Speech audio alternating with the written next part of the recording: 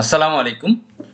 বিএসসিসির যে একটি মাত্র ভুলের সমাধান করলেই বিনিয়োগকারীদের পোর্টফোলিওতে কোনো লস থাকবে না ইনশাল্লাহ। আমরা এই বিষয়টা নিয়ে দেখব এবং সবাই তার ফেসবুকে শেয়ার করব, বিভিন্ন গ্রুপে শেয়ার করব এবং যারা এই আন্দোলনের পক্ষে আছে তাদের কাছে এই বিষয়টি পৌঁছে দিব ইনশাল্লাহ।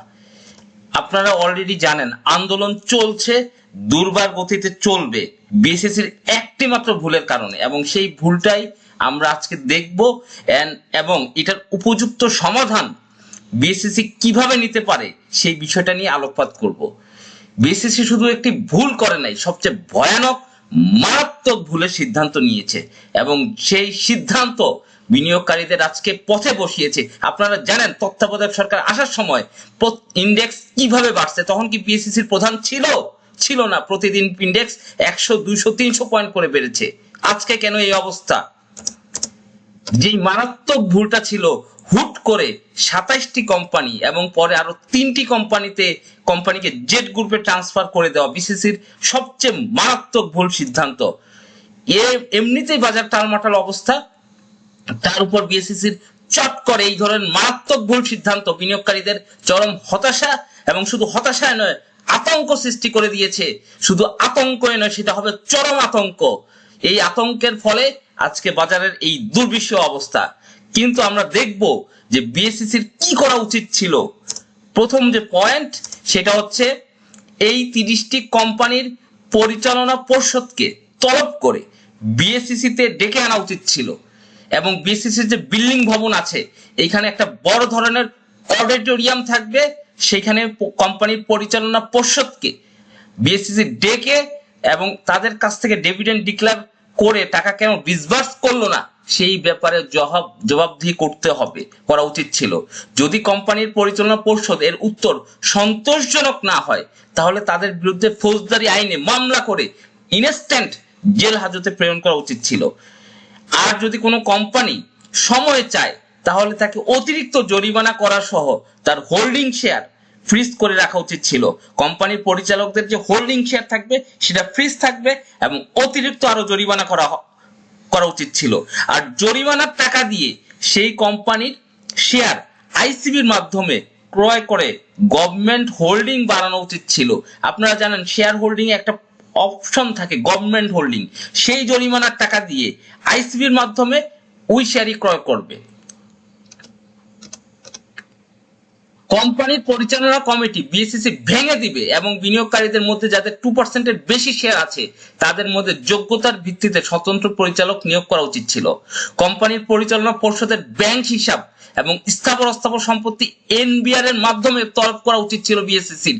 কোম্পানির পরিচালনা পর্ষদের যারা আছে তারা যে সুযোগ সুবিধা পায় এবং তাদের যে সম্পত্তি এনবিআর এর মধ্যে ইনস্ট্যান্ট তলব, এবং সেটা 1 মাসের মধ্যে সিদ্ধান্ত দেওয়া উচিত ছিল। কোম্পানির পরিচালনা পর্ষদের বিদেশ যাওয়া স্থগিত করা উচিত ছিল বিএসসিসির। শুধু তাই নয়, কোম্পানির পরিচালনা পর্ষদের মাসিক বেতন, তারা যে টাকায় প্রাইভেট কার ভাতা পায়, অন্যান্য সুবিধা পায়, সেটা কমিয়ে আনবে বিএসসিসি, এবং এই বিষয়গুলো পর্যালোচনা করার জন্য ওই কোম্পানির শেয়ার হোল্ডারদের মধ্য থেকে একটা তদারকি কমিটি গঠন করে দেওয়া উচিত ছিল বিএসসিসির। কোম্পানির পরিচালনা পর্ষদ আইপিওর টাকা কি কাজে ব্যয় করেছে সেটা পর্যবেক্ষণের জন্য তদন্ত কমিটি বিনিয়োগকারীদের মধ্য থেকে এবং বিএসসিসির পর্ষদের মধ্য থেকে নির্ধারণ করে দেওয়া উচিত ছিল বিএসসিসির। এই স্টেপগুলো যদি নেয় কোন কোম্পানির পরিচালনা পর্ষদ, আমি আশা করি যে কোনোভাবে বিনিয়োগকারীদের ঠকাবে সেইটার কোনো ধরনের সম্ভাবনা ইনশাল্লাহ নাই। এবং শুধু তাই না, এদিকে শেয়ার বাজারে ওই কোম্পানির পক্ষে যে পদক্ষেপ নেওয়া উচিত ছিল, বিনিয়োগকারীদের বান্ধব সিদ্ধান্ত নেওয়া উচিত ছিল।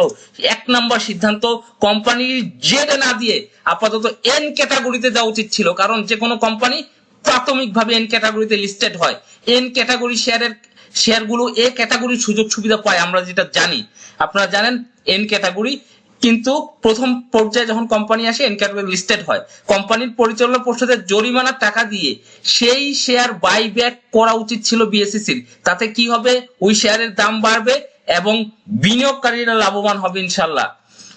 যেমন বেক্সিমকোর 478 কোটি টাকার জরিমানার টাকা দিয়ে শুধুমাত্র বিনিয়োগকারীদের শেয়ার বাইব্যাক করা উচিত বিএসসিসির, এবং ক্রয়কৃত শেয়ারগুলো গভর্নমেন্ট হোল্ডিং এ থাকবে।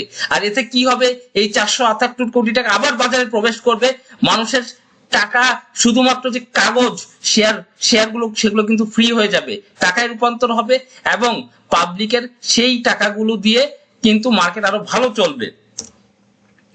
এভাবেই জেড গ্রুপ বিলুপ্ত করতে পারে বিএসসিসির, কোন জেড গ্রুপে না দিয়ে এই ধরনের পদক্ষেপ নিয়ে জেড গ্রুপগুলো কিন্তু বিএসসিসি বিলুপ্ত করে দিতে পারে। এখনই আপনাদের সুযোগ, আমাদের সকলে উচিত এই আন্দোলন আমরা চালিয়ে যাব এবং শুধু তাই নয়, আমরা এই আন্দোলন চলবে যতক্ষণ পর্যন্ত এর সমাধান আমরা না পাবো ইনশাআল্লাহ। সবাই ভালো থাকবেন এবং সবাইকে একজোট হয়ে কাজ করার আহ্বান জানাই। ধন্যবাদ সবাইকে, আসসালামু আলাইকুম।